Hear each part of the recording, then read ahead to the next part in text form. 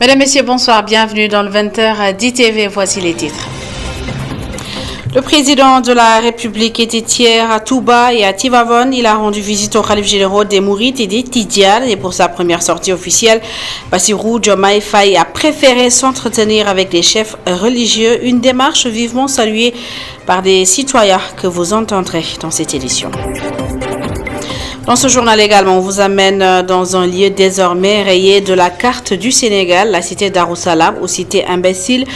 Quelques mois après la vaste opération de déguerpissement qui l'a vidé de ses occupants, nos équipes sont retournées dans ce lieu qui n'est désormais qu'un champ de ruines. Découvrez dans cette édition les belles performances de Guédiawaye Basket Academy pour sa première saison en première division. Et chez les filles comme chez les garçons, l'équipe est qualifiée en finale. Cette équipe de la banlieue dakaroise est donc prête à s'imposer dans la cour des grands. Et comme tous les mardis, la rédaction vous propose la rubrique Réussir au Sénégal. Nous irons à la rencontre de Yaya Wan, jeune entrepreneur à la tête de 2 entreprises.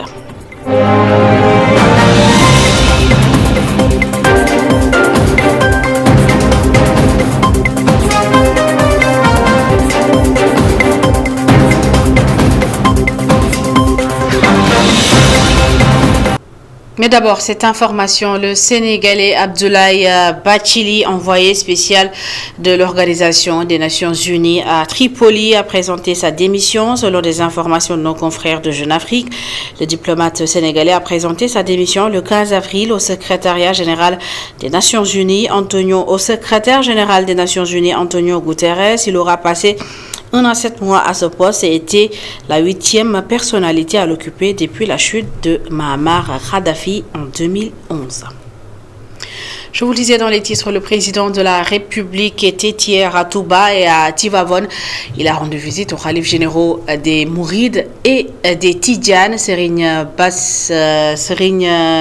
Mountakha Bassirou Mbacké et Serigne Mbaye Sy Mansour. Et pour sa première sortie officielle, le chef de l'État préférait s'entretenir avec les chefs religieux, une démarche vivement salué par des citoyens qui se sont exprimés dans ce reportage de Mame Seynabou Babou. La première visite du président de la République, Bassirou Diomaye Faye, réservée aux foyers religieux, un acte apprécié par beaucoup de citoyens. C'est le cas de ce sexagénaire qui salue cette démarche. Être président de la République n'est pas une tâche facile. Donc si les gouvernants souhaitent entretenir de bonnes relations avec leur peuple, il faut consulter les chefs religieux et être en harmonie avec eux. Ce vendeur de produits d'art qui vient juste d'ouvrir boutique estime que le chef de l'État a très tôt compris le rôle prépondérant des chefs religieux dans le pays. Bassirou Diomaye Faye était dans l'obligation de se rendre auprès des chefs religieux car ils ont une très grande responsabilité dans la préservation de la paix dans ce pays. Son habillement traduit son appartenance à la communauté mouride. Abou Diop magnifie ce geste et salue les engagements pris dans la cité sainte. Quand tu diriges un pays, il faut s'adresser en premier aux guides religieux, que ce soit les musulmans comme les gens de l'Église. Nous sommes vraiment contents et espérons que les engagements pris afin de résoudre la problématique de l'eau à Touba seront résolus. Les chefs religieux jouent un rôle de régulateur social pour la paix et la cohésion nationale. Pour les Sénégalais, cette visite est tout à fait normale et participera à la bonne marche de notre pays. Et pour sa première visite à l'étranger, le chef de l'État se rendra en Gambie samedi prochain. L'ambassadeur du Sénégal en Gambie, qui prépare activement cette visite, se dit honoré de recevoir Bassirou Diomaye Diakhar Faye pour son premier voyage officiel. Le voici au téléphone d'Amadou Barry. Ici, on parle de Sénégambie. Venir réserver première visite à la Gambie semble être quelque chose d'absolument normal et ça rentre dans la tradition que l'histoire et la géographie ont déjà tracée entre nos deux pays. Il s'y ajoute, depuis l'avènement du président Barrow, la création du pont de la Sénégambie, l'avènement des bus d'MDIC et JRTS allant régulièrement à Dakar, à Banjul, vice-versa. On a senti un regain d'activité dans l'axe Dakar-Banjul qui fait que réserver cette première visite à la Gambie nous semble être extrêmement quelque chose d'absolument normal et que nous saluons. Nous en sommes très satisfaits. Nous préparons cette visite depuis que nous sommes informés en relation avec le protocole présidentiel. Nous sommes en train de prendre toutes les dispositions pour d'abord informer la population. Nous sommes aussi en contact avec le gouvernement gambien pour avoir un programme qui pourra permettre à nos deux chefs d'État de s'en tenir d'abord sur les questions majeures qui interpellent la relation entre les deux pays, mais aussi au niveau ministériel aussi, jeter un regard sur l'état de la coopération et voir comment renforcer, promouvoir certains domaines de coopération. Allons à présent à Kaffrine et c'est pour parler des drames liés au conflit entre agriculteurs et éleveurs, des drames qui inquiètent le mouvement Aar Sunu Moomel. D'après les membres de ce mouvement, rien que dans la région de Kaffrine, plusieurs personnes ont été tuées dans des différents opposants agriculteurs et éleveurs. Aar Sunu Moomel interpelle le nouveau gouvernement. C'était à l'occasion d'une assemblée générale tenue sur place et qui a regroupé des représentants issus de 9 régions du Sénégal. Boubacar Fall Bob et Cheikh Tidiane Diop. Après une trêve, le mouvement Aar Sunu Moomel déclare avoir repris ses activités et dit interpeller le nouveau gouvernement sur les difficultés que continuent de vivre les agriculteurs et les éleveurs dans le monde rural. Ñu fexé ba climat bi ñu fexé ba mu adopté trop ak lepp lo xamné zone bu ci nek rek na mu mel ñu fexé di fa bay lu mel nonu. Il faut adapter les cultures aux différents climats régionaux et octroyer les intrants adaptés à ces cultures. Muy gis bopam ñu profiter bu baaxa baax ci xayma gëstu kan moy samukat bi ak kan moy baykat jafé bi am ci digënté samukat bi ak baykat. Il faut également régler les différends entre agriculteurs et éleveurs en essayant d'identifier qui est qui. Pacifique ba nga xamné samukat bi ak baykat bi ñun da doon wax sax né ministère yi ben la warona nek. Heureusement que les deux ministères sont gérés par le même département. Ñi wax né ñaar ñoo bokk suuf bi mënu ñu taxaliko. Parmi les principales difficultés, dit-il, figure le problème foncier, la répartition des terres qui continue d'alimenter des foyers de tension au Sénégal. Wax nañu né domaine national bi il est temps que le code qui régit le domaine national soit revu. Il ne promeut pas l'équité.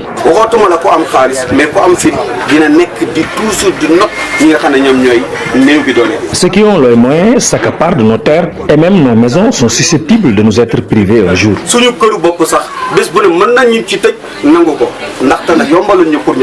Le mouvement Aar Sunu Moomel était en assemblée générale à Kaffrine avec les représentants de 9 régions.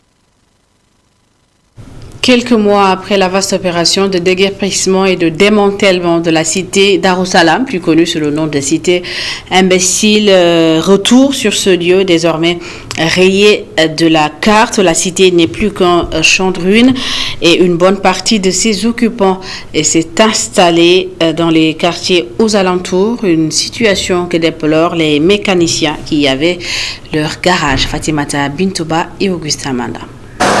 Le bidonville n'existe plus après le passage des bulldozers, mais une bonne partie des locataires résident toujours aux alentours de la dite cité, nous confie Aliou Thiam. Pour lui, le suivi de l'opération fait défaut. Depuis cette opération, certains sont partis chercher où se loger, mais il faut reconnaître qu'ils sont toujours là. Ils dorment dans nos voitures et sèment la pagaille.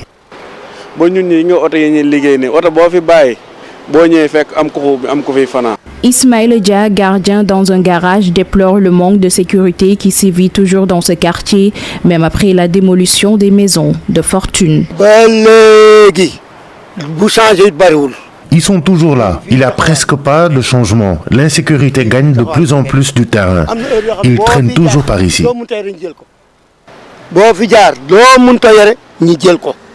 Ses bagages autour d'elle, Fatim Diop vivait à l'intérieur de la cité. Depuis la nuit du 3 juillet, elle est sans abri. C'est pourquoi, dit-elle, elle s'est installée aux alentours de la cité. Depuis qu'on a démoli nos habitations, nous dormons là. La location est très chère et avec les besoins de la famille, c'est compliqué de trouver une chambre à Dakar. Une cité peu sûre où l'insécurité, la violence et les agressions s'y déroulaient. Après sa démolition, une bonne partie des riverains reprennent le chemin du retour, une situation qui interroge sur le suivi des opérations dans les bidonvilles à Dakar.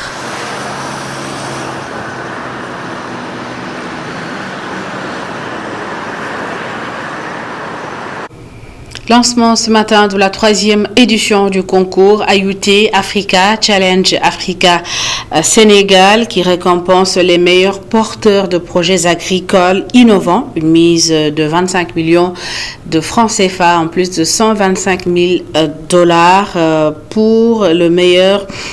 Pour accompagner justement les jeunes porteurs de projets à travers l'Afrique. L'objectif est d'encourager les innovations technologiques dans l'agriculture. Les inscriptions à ce concours sont ouvertes depuis le 15 mars et vont se poursuivre jusqu'au 30 avril 2024. Aïssatouka et Barassao pour les explications. À la suite d'une étude menée sur la période 2020-2021, EIFER International a constaté que l'implication des jeunes dans l'agriculture stagne et même recule.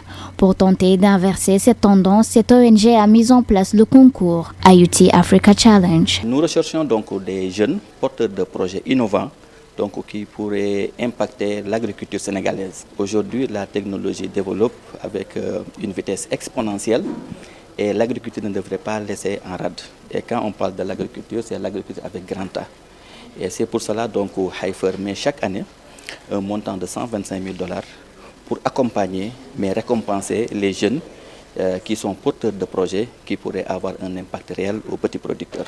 Un concours très sélectif, seuls 5 meilleurs projets seront choisis parmi tant d'autres. Primer les 5 meilleurs projets, les plus innovants, donc pour les primer, mais surtout pour les accompagner, pour le suivi, pour qu'au finish, parce que ce que nous recherchons dans le cadre de cette compétition, c'est que l'innovation soit bénéfique aux petits producteurs. Donc ça va être 5 projets qui seront financés et accompagnés. Les 3 meilleures équipes à ce concours vont se partager une somme de 25 millions de francs CFA. Outre cette manne financière, plusieurs formations intensives dans divers domaines. Le finaliste bénéficiera d'une somme de 6 millions, le deuxième aura 4 millions de francs CFA, le troisième 2 millions de francs CFA, les derniers chacun d'entre eux aura 500 000 francs CFA. Et en outre cette somme financière, les candidats sélectionnés bénéficieront tout au long de la compétition de plusieurs formations intensives dans divers domaines pour aider les candidats à promouvoir l'innovation. Le concours IoT Africa Challenge, organisé chaque année depuis 2021 dans plusieurs pays d'Afrique, rouvre ses portes à tous les jeunes qui souhaitent voir leur projet se réaliser. Les inscriptions sont ainsi lancées. Clôture le 30 avril 2024. Après une pause d'un mois, certainement due au mois de Ramadan, les jeunes Dakarois ont renoué avec le sport. La Corniche Ouest, qui s'était pratiquement vidée de son monde, retrouve peu à peu son ambiance. Pas d'activité intense pour la plupart des sportifs rencontrés par nos équipes qui font quelques séances de remise en forme, le temps de retrouver le rythme. Mohamed Rassoul Khan et Moussa Fall pour le reportage. Sur la Corniche, peu de jeunes investissent les plages pour s'adonner aux activités sportives sous la chaleur. Après 30 ans de Ramadan, certains avaient observé une pause. Ils ont préféré réajuster leur timing, notamment ce jeune joueur Daniel Pinto. Je ne m'entraînais qu'une seule fois par jour durant le mois de Ramadan et 3 fois par semaine. Mais en dehors, je m'entraîne matin, midi, soir. Du coup, je m'adapte, vu que je pratiquais le sport durant le jeûne. S'adonner aux séances d'entraînement n'est pas chose aisée durant le mois de jeûne. Youssou Diagne, pour retrouver son rythme d'avant, se permet quelques minutes d'échauffement pour s'adapter très vite. Nous nous entraînons peu durant le mois de Ramadan, ce qui fait qu'apraprès cette période, ça devient un peu difficile de s'adapter. Donc, je fais quelques minutes pour mes séances d'échauffement, comme les abdos et les pompes.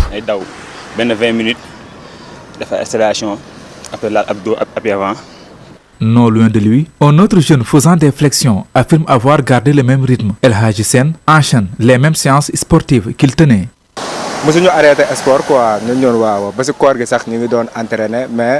Je n'ai jamais arrêté le sport, même en période de Ramadan, mais les rythmes diffèrent pendant et après. Actuellement, on essaie de retrouver nos habitudes d'avant pour reprise normale.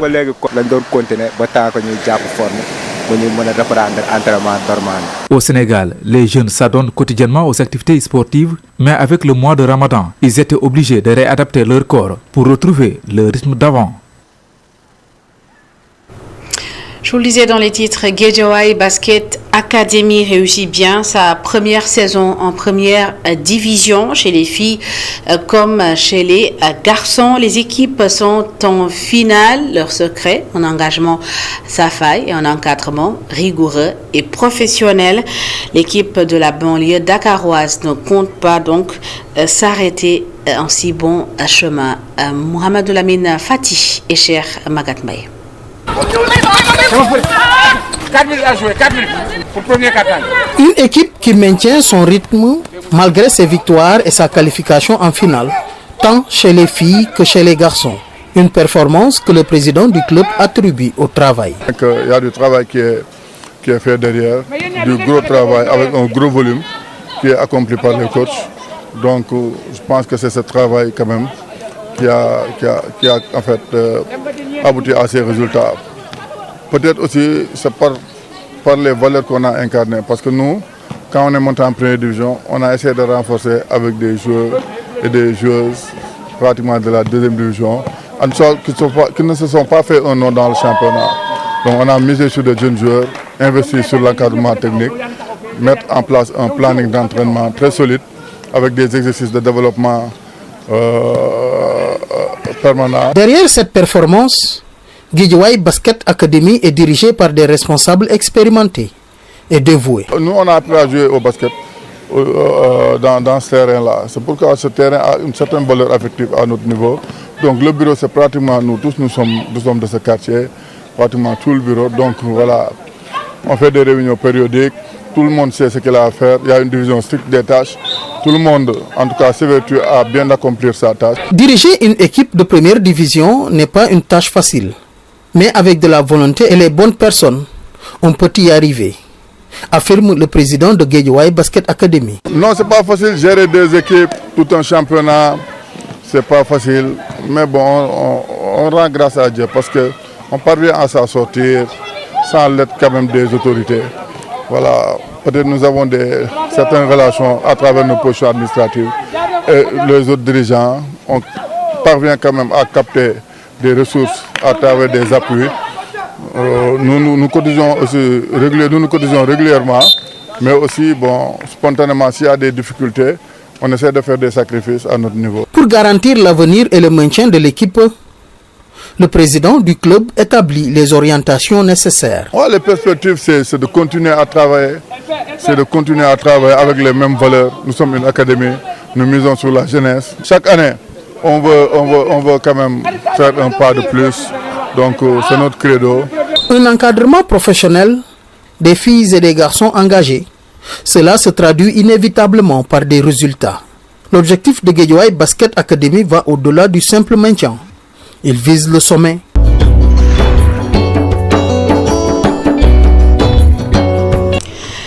À la découverte de Yaya Wan, un livreur devenu chef d'entreprise avec le soutien de son épouse, Yaya parvient à gérer un restaurant et un service de livraison. Aïssatou Kane et Augustin Mandan sont allés à sa rencontre. Chaque jour, Yaya Wan enfourche sa moto et parcourt les rues de Dakar en tant que livreur.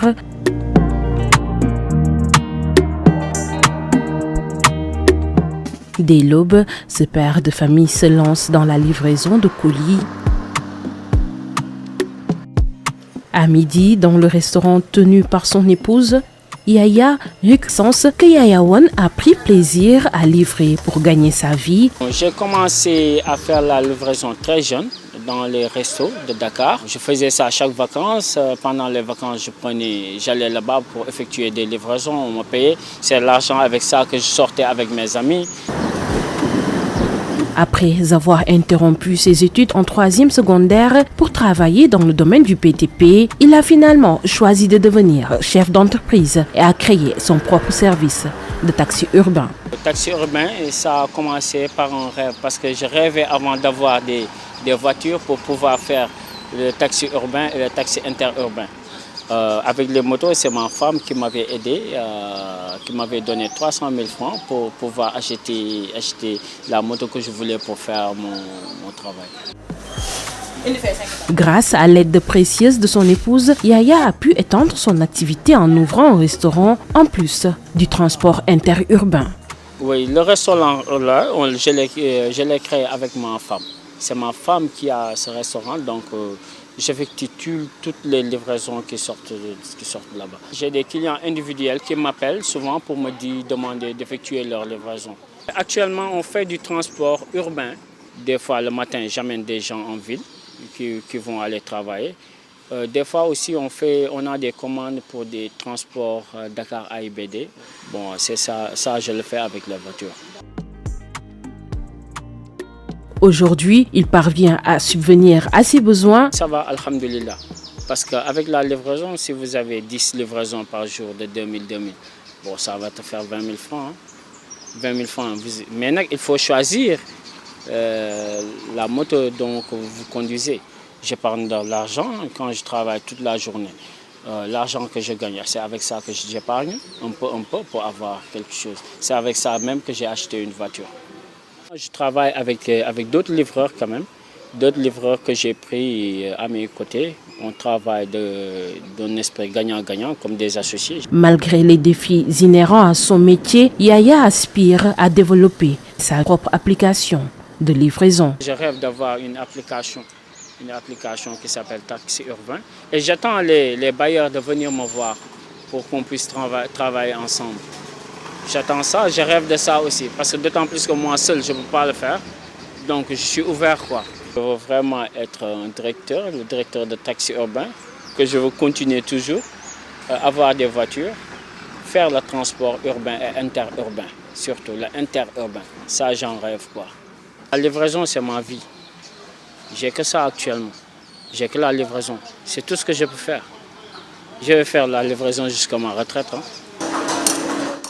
Le parcours de Yaya Wan illustre comment une passion combinée à un travail acharné et à un soutien familial peut transformer des défis en opportunités. Un bel exemple que réussir au Sénégal est bien possible. Aïssatou Kane, merci. C'est la fin de cette édition. Merci à toutes et à tous de l'avoir suivi. Merci de votre fidélité. L'info continue sur remedia.sn. Bonne suite des programmes.